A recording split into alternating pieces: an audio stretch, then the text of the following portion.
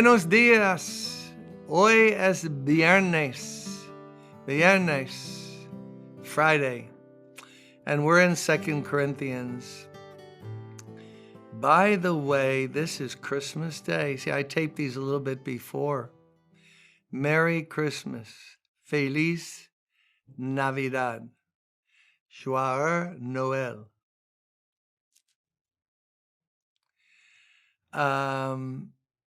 I hope you have a beautiful, sacred day today. And maybe no one's going to tune into this devotion because it's Christmas and it's like later for him in the 2 Corinthians. I want to sing Silent Night, Holy Night. So be it.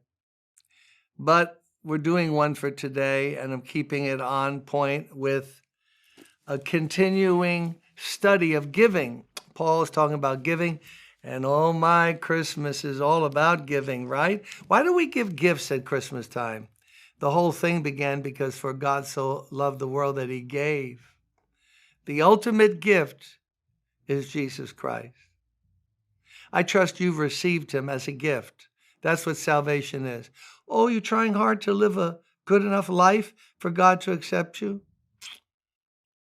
Oh, don't go that route. Don't go down that road. No one lives a good enough life to be accepted by God. We're only accepted by God when we have faith in Jesus Christ. He saves us for Christ's sake, his son's sake. That was his gift to the world. So now Paul, because he knows giving is so important to the Christian church, the gift Christian life, he's giving us good instructions now about giving. And in chapter 8, verse 13, he says, our desire that this money be brought over to Jerusalem and Judea, where the saints were suffering, our desire is not that others might be relieved while you are hard pressed, but that there might be equality. At the present time, your plenty will supply what they need, so that in turn their plenty will supply what you need.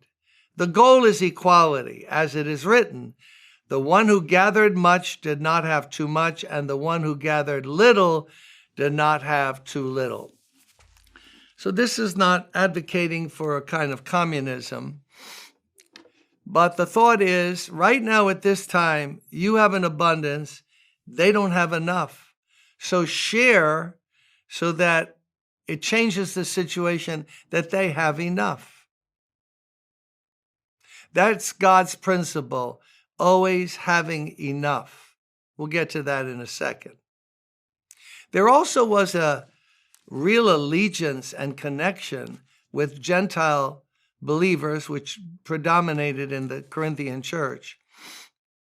When it came to the Christian church in Jerusalem and the environs of Jerusalem, why?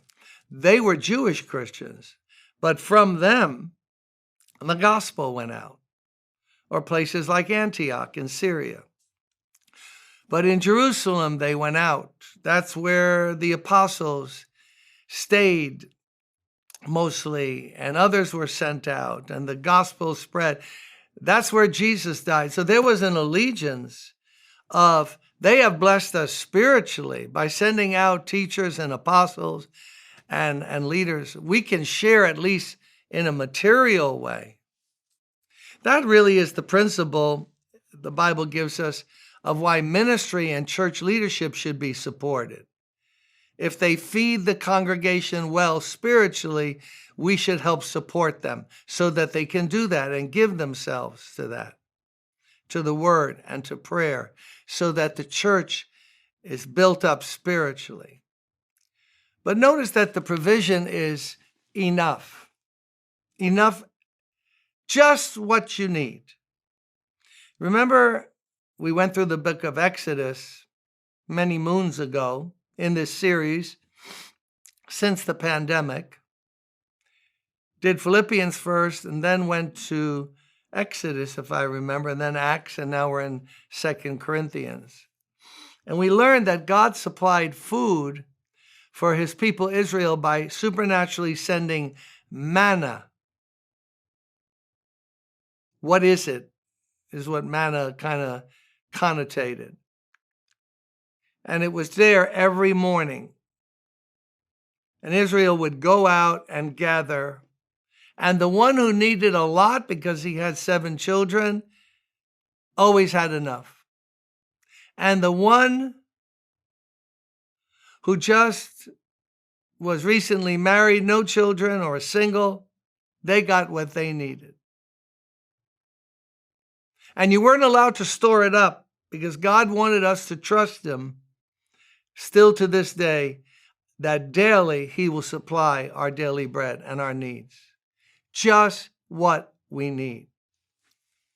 Now, this has really helped me over the years in praying for financial needs or making decisions, because my God will supply all of your needs, not your wants, not what other people have, not your fantasies. My God will supply your need.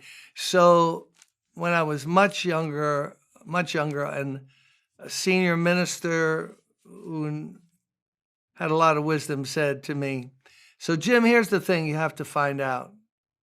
You can't really have strong faith that God will supply unless you know that you need it. If you need it, you can bring it to God and say, God, we need. So we've outgrown this church building. We can't meet here anymore. We're turning people away. We need a new building. So God, lead us to that building and supply the money, because you know that we need it. We need it. We need it. So that's a good thing to have in life, to know that God has promised to meet our needs. And he said, whatever your needs are, big or small, I will give you what you need. Does he pour on blessings beyond that and we have more bounty than we could imagine? Oh, yes, he does that. But what he's promised is food, shelter, clothing. My God will supply all of your needs. What do you need today as the year on Christmas Day? What do you need today? A lot of the Christmas presents we get is not what we need. Go to God and make this a spiritual appeal. God, my temper tantrums are hurting my family and me and making me live in guilt. I need patience. Not I'd like it. I need it. And you said you would supply what I need. I need wisdom. I make decisions that make no sense, and I end up running into a wall. I need wisdom. Take some humility, but you know what? Then we can go to God strong in faith.